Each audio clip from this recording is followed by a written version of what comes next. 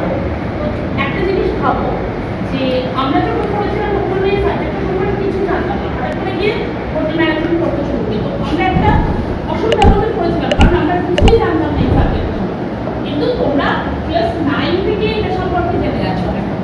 ভাবো যে জিনিসটা তোমরা ক্লাস 9 থেকেই জেনে যাচ্ছ, সেটা যখন 12 এর পর গিয়ে তোমরা বেশি পরিমাণে পড়বে, তোমাদের কি অসুবিধা হবে? তোমরা অনেক বেশি জেনে যাচ্ছ, তাই না?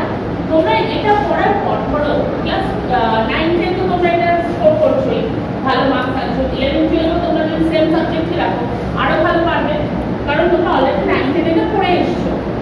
এইবার আফটার 12 তোমরা কি করবে? তখন তোমাদের এই সাবজেক্টের সম্পর্কে অনেক কিছু জানা হয়ে যাবে। তখন তোমরা আফটার 12 একটা কোনো হোটেল ম্যানেজমেন্ট কলেজে অ্যাডমিশন নেবে, এটা নিয়ে পড়বে।